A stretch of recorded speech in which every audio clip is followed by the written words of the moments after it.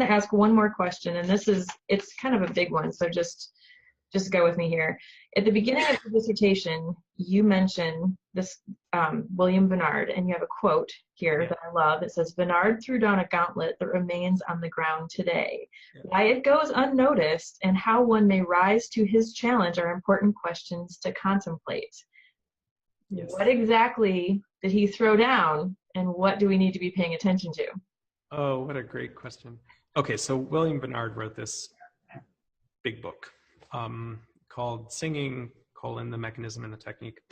And anybody a generation older than me, like that was the voice pedagogy textbook you would use in your coursework. All my teachers, that was the book that they used. A number of people still use it. It's a great book.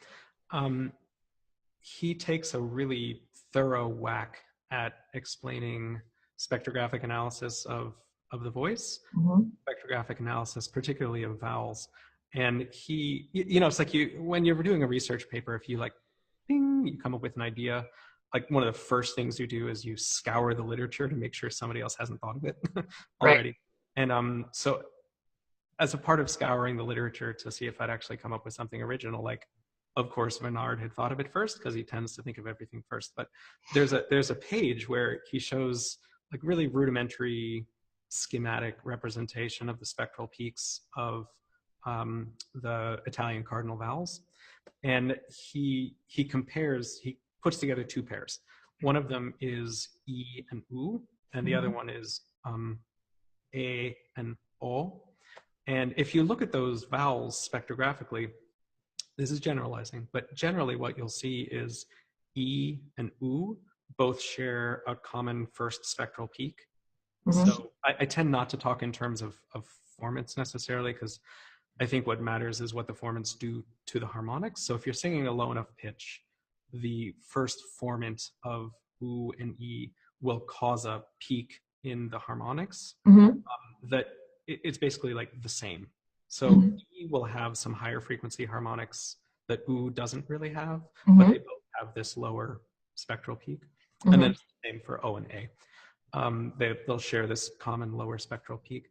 And so Vennard, he says something like, I just have to imagine he was sitting at his typewriter and he sort of threw this off as a matter of course, and like he never comes back to it. But he just says that, okay, so if U and E both share this common first spectral peak, that means that E is an U with additional higher harmonics. And A is an O with additional higher harmonics. And that's the core of my thesis, is that you can take the spectral envelope of a vowel, any vowel, and you can break it apart into perceptually relevant smaller units. And if you just label those things, then you hear them. So this is why my students email me after they've left NEC and they're like, oh my God, I heard the ooh, because you can hear this ooh that underpins everything up to about the pitch C5. And so that was the gauntlet. So Vennard basically says, hey guys, an E has an ooh in it, an A has an O in it. And then we just ignored it. Like nobody picked up on that idea, as far as I can tell. At least in print, nobody picks up on this idea that vowels are made of like smaller discrete units. They're like Lego blocks. You can recombine them in a variety of ways, and it just depends on which Lego block is loudest will tilt our perception toward this vowel label versus this vowel label. Right. So that's right. I don't know. I felt good about myself when I came up with that line that Vennard has thrown down a gauntlet. I remember exactly where I was when I wrote that down. Yeah, it's good. Yeah, I appreciate you picking up on that. Thank you. Yeah.